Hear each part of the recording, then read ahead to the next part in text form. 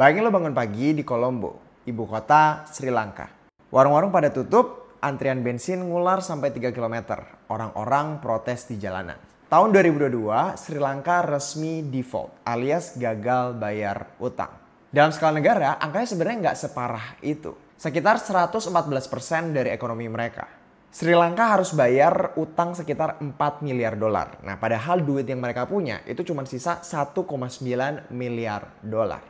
Duitnya nggak cukup, dolarnya nggak ada, negaranya tumbang.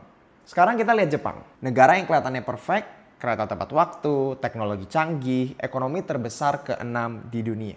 Tapi utang Jepang itu sebenarnya 250% dari GDP mereka. 2 kali lipat lebih besar daripada Sri Lanka. Tapi Jepang nggak panik, nggak blackout, nggak default.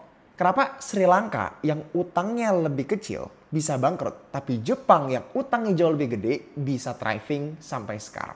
Jawabannya dimulai dari satu pertanyaan sederhana. Siapa yang pegang utangnya? Di Sri Lanka mayoritas uangnya itu ke luar negeri, ke investor asing. Mereka minjem dalam bentuk dolar. Artinya nih, kalau mau bayar, Sri Lanka harus balikin ke investor dalam dolar, bukan mata uang lokal mereka. Dan waktu cadangan dolarnya habis, ya meledak. Sementara Jepang, mayoritas dari utang mereka itu dipegang sama rakyatnya sendiri.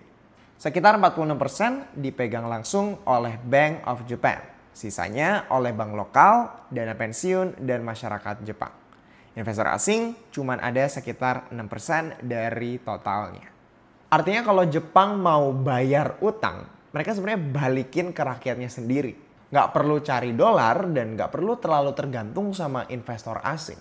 Dan karena mayoritas utangnya itu dalam yen, di mana itu mata uang yang mereka bisa cetak sendiri, resiko technical default itu nearly zero. Nah, di 2023 utang Jepang itu sentuh 1,6 kuadriliun yen atau setara dengan 169 kuadriliun rupiah. Nolnya banyak banget tuh. Tapi kerennya nih, bunga cicilan mereka itu sekitar 0%. Selama puluhan tahun, Jepang jalanin kebijakan suku bunga ultra rendah. Bahkan sempat masuk ke negative interest rate territory. Jadi meskipun utangnya besar, biayanya tetap bisa dikendalikan. Lu bisa bilang ini kayak lu minjem duit banyak banget. Tapi bunganya itu 0%. Sekarang lu mungkin mikir, oke, Jepang itu hebat, mereka bisa ngontrol utangnya sampai segitunya. Tapi pertanyaannya, kalau mereka sejago itu, kenapa utangnya bisa numpuk sampai segunung ini? Jawabannya cukup kompleks. Tapi sederhananya, Jepang itu udah lama hidup dengan defisit anggaran. Pemerintah mereka belanja lebih banyak daripada pendapatannya. Kenapa? Karena Jepang punya masalah demografi yang serius. Populasinya makin menua, jumlah pensiunannya naik terus. Sementara generasi mudanya makin dikit. Artinya nih, penerimaan pajak mereka itu stagnan atau bahkan menurun. Tapi pengeluaran buat jaminan sosial dan kesehatan itu naik terus. Nah, buat nutupin gap itu, mereka harus ngutang.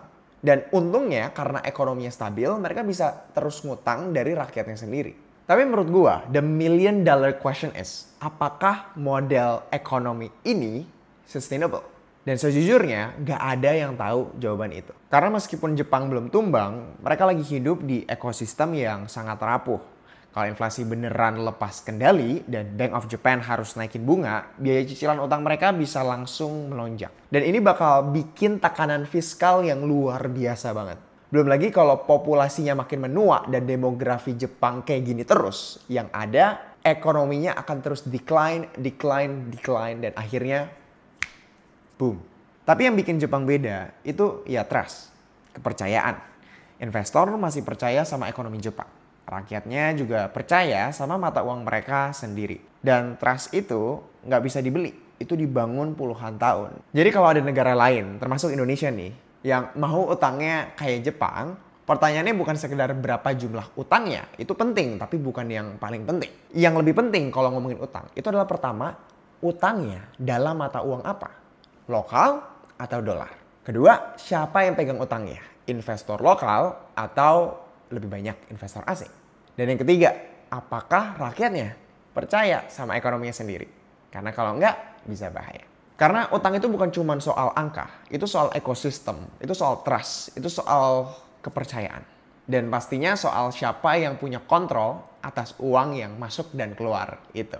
Tapi gimana menurut kalian economic modelnya Jepang itu sustainable nggak? Atau sebenarnya cuma bubble yang tunggu meletus? Coba tulis di komen ya.